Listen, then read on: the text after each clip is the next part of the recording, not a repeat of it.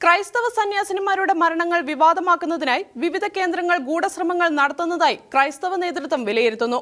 പ്രതിരോധമില്ലാത്ത സമൂഹമെന്ന നിലയിൽ ക്രൈസ്തവ സന്യാസിനികളെ ഒറ്റപ്പെടുത്തി ആക്രമിക്കുന്ന ഈ വിഭാഗം ഇതര മതസ്ഥരായ സന്യാസിനികളുടെയും മറ്റും സമാന സംഭവങ്ങളിൽ നിശബ്ദത പാലിക്കുകയാണെന്നും ആരോപണമുയർന്നു. ക്രൈസ്തവ സന്യാസികളുടെ മരണം ഒരു വിഭാഗം മാധ്യമങ്ങളുടെയും സോഷ്യൽ മീഡിയ വിഭാഗങ്ങളുടെയും വീണ് കിട്ടുന്ന ആഘോഷവേളയാണിപ്പോൾ. മരണത്തിൽ ദുരൂഹത ആരോപിച്ചുകൊണ്ട് ആരംഭിക്കുന്ന പ്രചാരണങ്ങൾ പിന്നീട് സ്വന്തം ഭവനവിലാസം ചേർത്തുകൊണ്ടുള്ള തിരക്കഥകൾക്ക് വഴിമാറുകയാണ് പതിവ്. റേറ്റിംഗും ഷെയറും ലൈക്ക് കിട്ടാനും ഒരു വിഭാഗം ഇത്തരം സംഭവങ്ങൾ പൊടുപ്പും തൊങ്ങലും ചേർത്ത് അവതരിപ്പിക്കുമ്പോൾ ഒരു വിഭാഗം ഗൂഢമായി ആസൂത്രിതമായി ക്രൈസ്തവരെ തേജോവധം ചെയ്യാൻ ഉപയോഗിക്കുകയാണെന്ന് ക്രൈസ്തവ നേതൃത്വം വിലയിരുത്തുന്നു. യുക്തിഭദ്രമെന്ന് തോന്നിപ്പിക്കുന്ന വ്യാജ കണക്കുകൾ നിരത്തിയാണ് പലരും വാർത്തകൾ വഴിതിരിച്ചുവിടുന്നത്.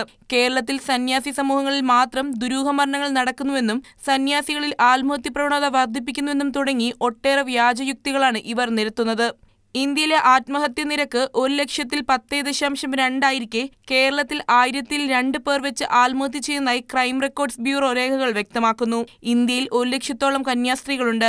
1980 മുതൽ 2021 വരെ, അതായത് 40 വർഷത്തിനിടെ ഏകദേശം 16 സമർപ്പിതരാണ് വ്യത്യസ്ത സാഹചര്യങ്ങളിൽ മരണപ്പെട്ടത്. സംസ്ഥാന ശരാശരി അനുസരിച്ച് 24.3 എന്ന തോതിൽ ആത്മഹത്യ നടന്നെങ്കിൽ പോലും കേരളത്തിൽ ഒരു വർഷം തന്നെ 9 ആത്മഹത്യകൾ നടക്കേണ്ടതായിരുന്നുവെന്ന് തൃശൂർ ഗവൺമെന്റ് മെഡിക്കൽ കോളേജിലെ മാനസികാരോഗ്യ വിഭാഗത്തിലെ senior resident doctor father David Augustine അക്കരെ വ്യക്തമാക്കുന്നു. കാരണം സംസ്ഥാനത്ത് 35,000-ഓളം കന്യാസ്ത്രീകളാണുള്ളത്. ശാസ്ത്രീയ പഠനങ്ങളനുസരിച്ച് ആത്മഹത്യ ചെയ്തവരിൽ 95% പേരും ഏതെങ്കിലും മാനസിക ആരോഗ്യ പ്രശ്നങ്ങൾ ഉള്ളവരാണെന്നും അദ്ദേഹം ചൂണ്ടിക്കാട്ടി.